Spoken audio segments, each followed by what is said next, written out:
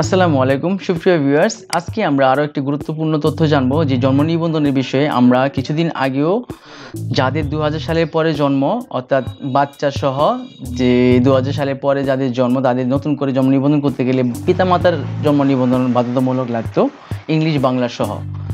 ঠিক আছে, এখন কিন্তু এই রিকোয়ারমেন্টটা নেই। এখন হচ্ছে আপনারা পিতামাতা জন্ম নিবন্ধন ছাড়াই আপনার পিতামাতার আইডি কার্ড দিয়েও আপনারা এই আবেদনটি করতে পারবেন। এখন আর এই রেস্ট্রিকশনটি নেই।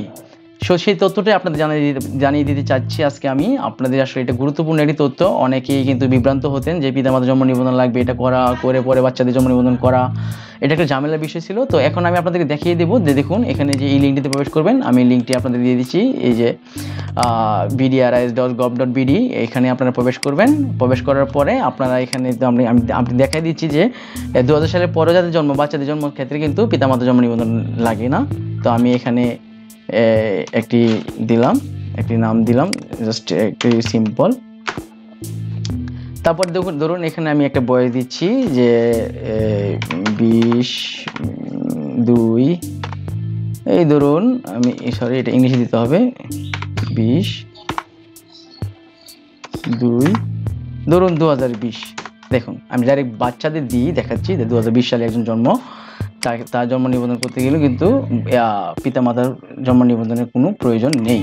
আমি এখানে ওকে দিলাম। এখানে আপনি পুরুষ একজন সিলেক্ট করলাম, সমস্যা নেই, একটা সিলেক্ট করলে এখান থেকে একটি সিলেক্ট করলাম। এখানে দেশ সিলেক্ট করলাম, এখানে একটা দিলাম। শুধু আপনাদেরকে দেখানোর জন্য আমি এটা করছি যে পিতামাতার জন্ম নিবন্ধন এখন প্রয়োজন নেই, সেটা আমি আপনাদেরকে দেখাচ্ছি যে এই জন্য আপনারা দেখবেন। আমি এটা করে নিচ্ছি।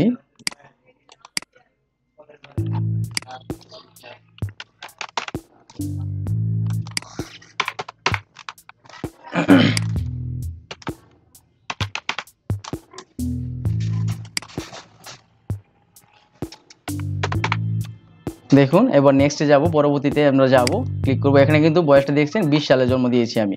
তারপর দেখুন এখানে কিন্তু এই যে আপনি ইচ্ছা করলে আপনি লিখতে পারতেছেন। এখানে কিন্তু জন্ম নিবন্ধন, এই দেখুন পিতামাতার এই যে নাম আপনি লিখতে পারতেছেন।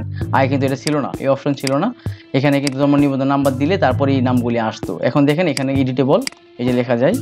দেখুন আমি এখানে দিলাম, তারপর নেক্সটে যাবে। দেখুন আমি এখানে একটা নাম দিলাম।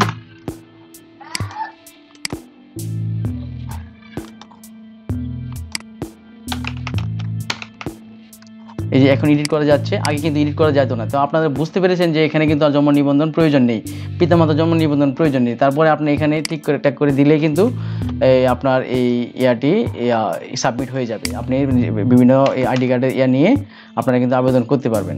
দেখুন এখানে কিন্তু এডিট করা যাচ্ছে, এই যে এডিট করা যাচ্ছে।